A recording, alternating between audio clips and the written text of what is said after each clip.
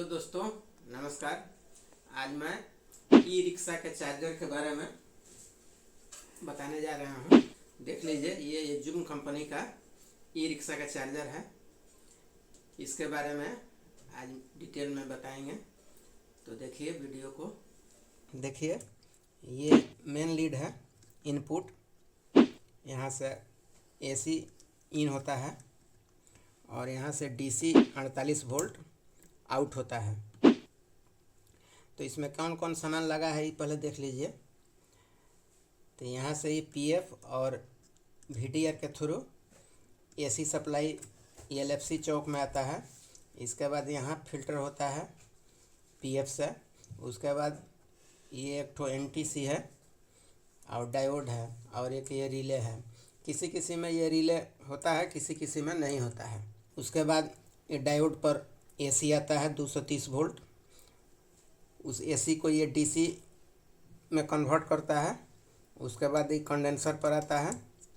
तो कंडेंसर, ये दोनों कंडेंसर जो है सीरीज में लगा हुआ होता है। उसके बाद ये डीसी सप्लाई जो है मॉसफेट में जाता है अंदर, जो है कि इसलिए यहाँ 2 गो मॉसफेट लगा हुआ रहता है। उसके बाद ये ट्रांसफार्मर है, एसएमपीएस ट्रांसफार्मर है। ये एसएमपीएस सप्लाई जो है 48 वोल्ट जो है कि आउट करता है।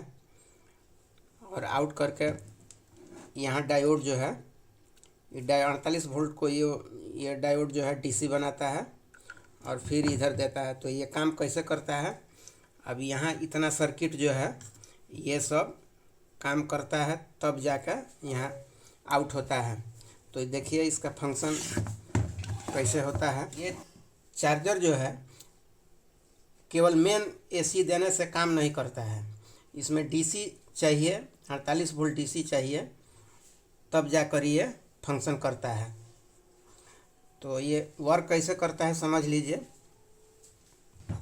48 वोल्ट जो है ये फ्यूज पर आता है पॉजिटिव, और निगेटिव जो है कि देख लीजिए ये निगेटिव पॉइंट है यहाँ पर। यहाँ ये निगेटिव पॉइंट है। निगेटिव जो है यहाँ से यहाँ एक तो जम्फर होता है, यहाँ से यहाँ जम्फर है। तो ये पूरा निगेटिव भाग है, इतना 48 वोल्ट का ये निगेटिव है और ये पॉजिटिव है। पॉजिटिव ये फ्यूज पर आता है और फ्यूज से यहाँ से एक डायोड होता है। डायोड के बाद यहाँ भी 48 वोल्ट हुआ और यहाँ से एक रेजिस्टेंस 1 किलो का यहाँ है और यहाँ से एक 1 किलो का रेजिस्टेंस यहाँ है। यहाँ एक ठो जेनर डायोड है 10 वोल्ट का और यहाँ है 12 वोल्ट का। तो सबसे पहले 48 वोल्ट से यहाँ 10 वोल्ट और ये 12 वोल्ट बनेगा, तब जाकर ये सर्किट जो है काम करेगा। तो इसमें पहले समझ लीजिए, यहाँ इंडिकेटर जो है ये मेन इंडिकेटर होता है। जैसे मेन लाइन दिया गया, ये इंडिकेटर जो है, इंडिकेटर ऑन होगा। उसके बाद जब चार्जिंग ऑन होगा तो ये इंडिकेटर ऑन होगा। तो ये इंडिकेटर ऑन होने के बाद थोड़ा देर के बाद इसमें कुछ समय लगता है, इसलिए कि माइक्रो प्रोसेसर जो है ये काम करता है। उसके बाद ये इंडिकेटर 25%, 50%, 75% और 100% का जो है कि जलेगा। और ये जब ऑन होगा उसके बाद ये ब्लिंक करने लगेगा। ब्लिंक करेगा, उसी समय जो है पंखा भी ऑन होता है और सप्लाई जो है कि 48 वोल्ट आउट होता है और इधर से फिर चार्ज करता है। तो ये कैसे वर्क करता है इसको समझिए। यहाँ से 10 वोल्ट गया, 10 वोल्ट जो है आ गया यहाँ पर एक ठो 78 LO करके एक छोटा सा 5 वोल्ट का रेगुलेटर लगा हुआ है। तो ये रेगुलेटर जो है कि 5 वोल्ट इस आईसी को देता है। तो ये काम करता है। जितना माइक्रो प्रोसेसर आईसी होता है सबको 5 वोल्ट और 3.3 वोल्ट किसी किसी माइक्रो प्रोसेसर को 3.3 वोल्ट दिया जाता है, किसी किसी को 5 वोल्ट दिया जाता है। तो ये माइक्रो प्रोसेसर जो है काम करता है। उसके बाद 48 वोल्ट जो है, ये 48 वोल्ट यहाँ से जम्फर के थ्रू देखिए, इसके थ्रू आता है यहाँ पर, और यहाँ पर से यहाँ 200 किलो का रेजिस्टेंस होता है, जो कि इसका 3 नंबर पिन पर जो है 2 वोल्ट आना चाहिए। 2 वोल्ट जब आएगा तब जाकर ये 48 वोल्ट जो है बैटरी को सेंस करता है, जो बैटरी में कितना वोल्ट है, कितना इसको चार्ज करना है, ये सब काम करता है। ये 48 वोल्ट से ये 2 वोल्ट जो है। और ये LM324 IC है, इसको 12 वोल्ट चाहिए। तो इसको 12 वोल्ट, ये सप्लाई जो है, ये वाला सप्लाई जो है 12 वोल्ट आउट करता है। और जो है इस IC को यहाँ पर 3525 IC है, जो कि ये फ्रीक्वेंसी उत्पन्न करता है। तो इसको भी 12 वोल्ट चाहिए, तब जाकर ये वर्क करेगा। IC का पिन नंबर 13 और 15 जो है, इसका VCC सप्लाई है, और 11 और 14 से आउट होता है इसका फ्रीक्वेंसी, जो कि हाई फ्रीक्वेंसी का पल्स होता है, ये जनरेट करता है। तो इसका 10 नंबर पिन जो है शट डाउन पिन होता है। तो सबसे पहले इसका 13 और 15 पर 12 वोल्ट चेक करेंगे। जैसे ये है, ये 1 नंबर पिन है, 1 2 3 4 5 6 7 8 9 10 11 12 13 14 15। ये पॉइंट जो है यहाँ पर 12 वोल्ट आना चाहिए। और इसका 10 नंबर पिन जो है, ये शट डाउन पिन है, यहाँ पर 0 होना चाहिए। 0 होगा तब जाकर ये पल्स आउट करेगा। और जो है कि इसका 16 नंबर पिन पर 5 वोल्ट होना चाहिए। 16 नंबर पिन इसका भी रेफरेंस पिन है, 16 नंबर। तो यहाँ भी 5 वोल्ट होना चाहिए। और ये शट डाउन का 10 नंबर पिन जो है, ये आता है माइक्रो प्रोसेसर से, तब जाकर ये ऑन होता है। ये शट डाउन पिन है 10 नंबर।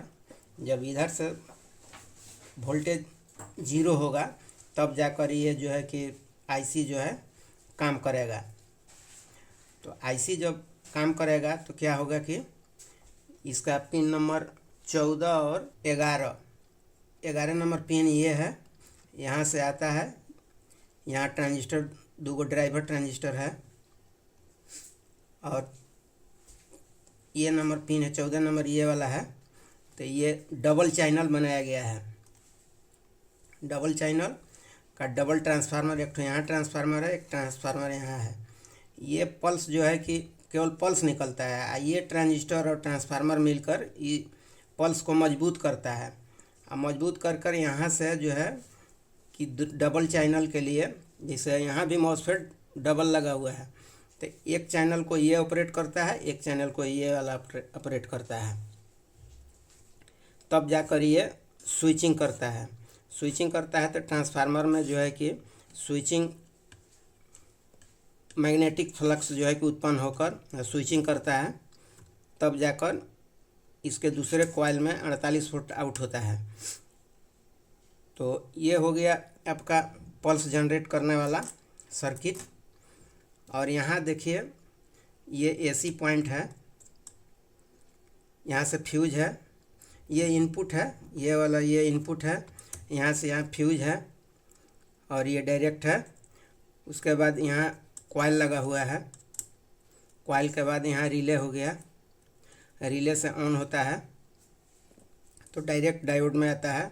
और यहाँ एक तो NTC लगा हुआ है, तो वो आपको एक आता है, ये डायरेक्ट है, ये रिले के थ्रू है। यहाँ से रिले है, ये पॉइंट रिले का है, तो यहाँ रिले के थ्रू जाता है। और ये जो है कि AC पॉइंट है डायोड का, और ये एक ठो निगेटिव है और ये पॉजिटिव है। तो निगेटिव डायरेक्ट जो है किया गया है एक मॉसफेट में, और पॉजिटिव जो है सिरिंज करके, ये एक कंडेंसर है, इधर पॉजिटिव इधर निगेटिव, फिर ये पॉजिटिव ये निगेटिव, तो ये सिरिंज हो गया। और ट्रांसफार्मर में जो है यहाँ से ट्रांसफार्मर का 2 पॉइंट है, यहाँ इनपुट के तरफ जो है 2 पॉइंट है। तो यहाँ से यहाँ PF है और यहाँ से यहाँ एक कनेक्शन है, ये बीच वाला पॉइंट से, तब जाकर ये, तो एक पॉइंट जो है कि इसमें ये तो डायरेक्ट मिल गया ये कंडेंसर के थ्रू और PF के थ्रू, एक पॉइंट जो है कभी निगेटिव कभी पॉजिटिव, कभी निगेटिव कभी पॉजिटिव, ये होता है हाई फ्रीक्वेंसी के थ्रू, तब जाकर ट्रांसफार्मर में मैग्नेटिक फील्ड उत्पन्न होता है।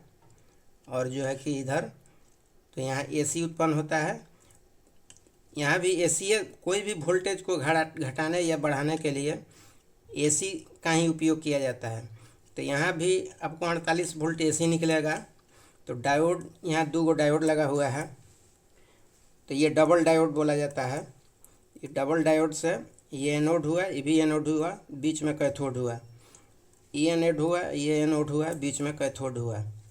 तो यहाँ से पॉजिटिव निकलेगा और निगेटिव जो है कॉमन है। तो उसके बाद यहाँ कंडेंसर एक लगा दिया जाता है फिल्टर के लिए। उसके बाद DC आउट हो जाता है यहाँ पर, ये रिले है। DC तो यहाँ आउट होता है, ये कॉइल यहाँ से देखिए, ये यहाँ से यहाँ कॉइल है, और कॉइल के बाद ये रिले पर आ गया और रिले से ये आउट होता है। तो रिले से आउट कब होगा इसमें भी समझना है। यहाँ भी एक पॉइंट है, देखिए ये 16 वोल्ट बनाता है DC। जब ये ट्रांसफार्मर काम करेगा तो यहाँ से DC बनाएगा 16 वोल्ट। जब 16 वोल्ट बनाएगा तो यहाँ 78 12 एक रेगुलेटर लगा हुआ है, ये क्या करेगा कि यहाँ 12 वोल्ट आउट कर देगा।